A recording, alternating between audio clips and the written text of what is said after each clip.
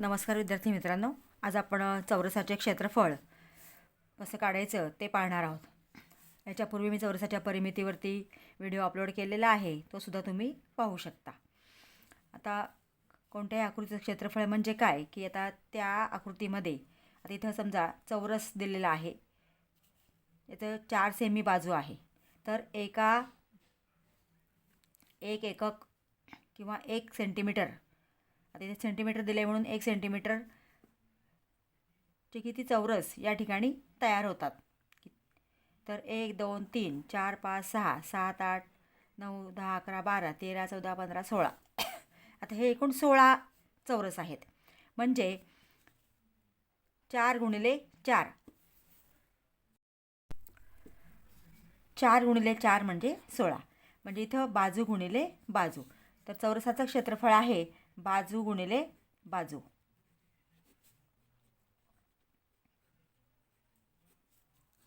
म्हणजेच बाजूचा वर्ग येतो. आता चौरसाचं क्षेत्रफळ काढताना आपल्याला बाजू गुणिले बाजू करायचं आहे. आणि जर क्षेत्रफळ दिलं असेल आणि आपल्याला बाजू काढायची असेल तर चौरसाची बाजू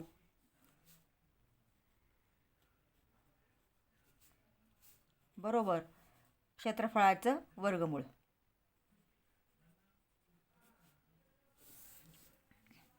क्षेत्रफळाचं वर्गमूळ काढायचं आहे. आता इथं आपण एका चौरसाची बाजू 7 सेमी आहे, तर चौरसाचे क्षेत्रफळ किती? चौरसाचे क्षेत्रफळ काढायचं आहे, बाजू 7 सेमी. फक्त 7 गुणिले 7 करा, बाजू गुणिले बाजू. आपण अगदी एका सेकंदात हे उदाहरण सोडवू शकतो. म्हणजे 7 7 49.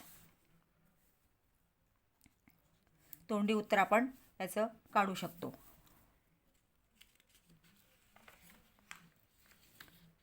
दुसरं उदाहरण, चौरसाची बाजू 15 सेमी आहे, तर चौरसाचे क्षेत्रफळ किती?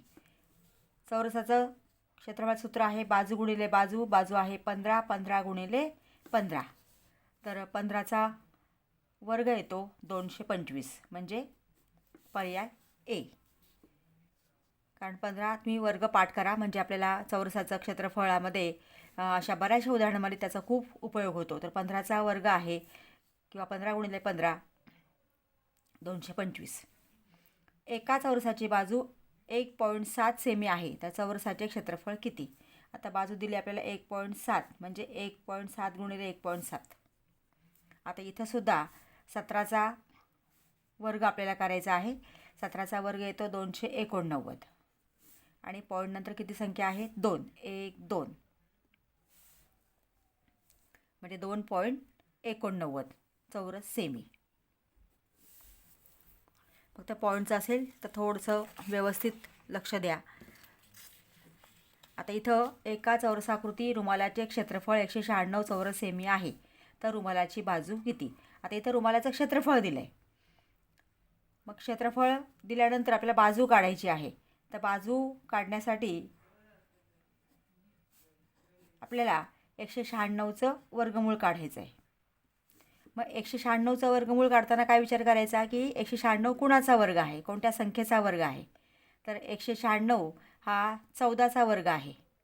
म्हणजे 14 गुणिले 14 196 येतात. म्हणजे 14चा वर्ग 196, म्हणजे 196चं वर्गमूळ 14. म्हणून याचं उत्तर आहे 14 सेमी. पर्याय ए. एका चौरसाचे क्षेत्रफळ 6.25 चौरस सेमी आहे, त्या चौरसाची बाजू किती? म्हणजे आपल्याला 6.25चं वर्गमूळ काढायचं आहे. आता 625 हा कुणाचा वर्ग आहे? 25चा. मग 25 इथं आपण लिहून घेतले. इथं पॉईंट नंतर किती संख्या आहेत? 2. आता वर्गमूळ काढतोय म्हणून त्याच्यात निम्म करायचं किंवा 2ने भाग द्यायचा. म्हणजे किती आला? 1. म्हणजे इथं 1 नंतर पॉईंट. म्हणजे याच्यावरून सुद्धा आपण डायरेक्ट उत्तर या ठिकाणी काढू शकतो. फक्त तुम्हाला वर्ग पाठ पाहिजे. 625 कोणत्या संख्येचा वर्ग आहे? 25चा. म्हणून 25चं वर्गमूळ किती येणार आहे? 625चं वर्गमूळ 25. इथे पॉईंट नंतर 2 संख्या, तिथे निम्म करा 1. एकानंतर पॉईंट आहे 2.5. 2.5 सेमी. पर्याय बी.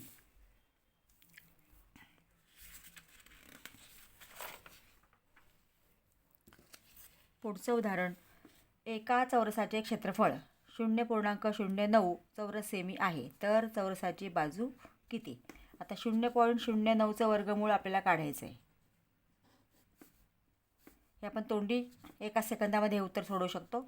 आता 3 कोणत्या संख्येचा वर्ग आहे, 9 कोणत्या संख्येचा वर्ग आहे? 3चा.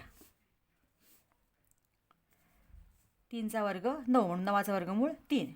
आता पॉईंट नंतर किती संख्या तिथं? 1 2.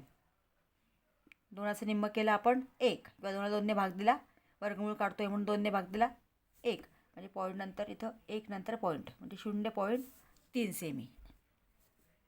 बघा आता पर्याय कोणता आहे? 0.3 सेमी, पर्याय सी. विद्यार्थी मित्रांनो, पुढचं उदाहरण सोडवण्यापूर्वी एक विनंती आहे. अजूनही तुम्ही चॅनलला सबस्क्राईब केलं नसेल तर प्लीज चॅनल सबस्क्राईब करा, बेल आयकॉन प्रेस करा, म्हणजे पुढच्या व्हिडिओचं नोटिफिकेशन तुम्हाला मिळेल.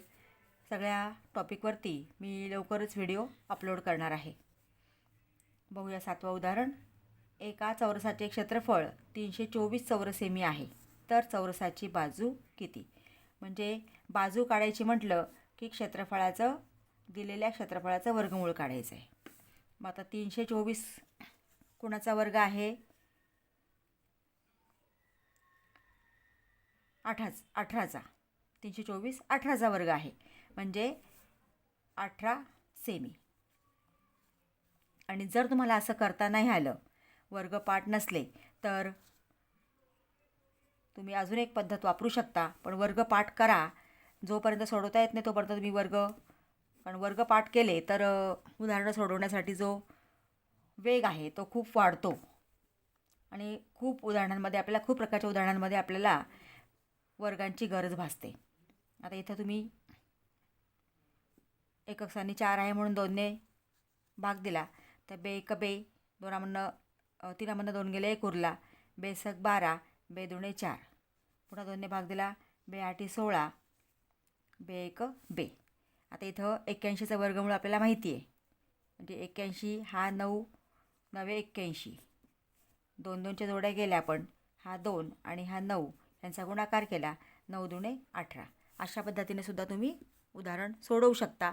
पण शक्य तेवढे जास्तीत जास्त संख्यांचे वर्गपाठ करा. विद्यार्थी मित्रांनो, व्हिडिओ आवडला असेल तर लाईक करा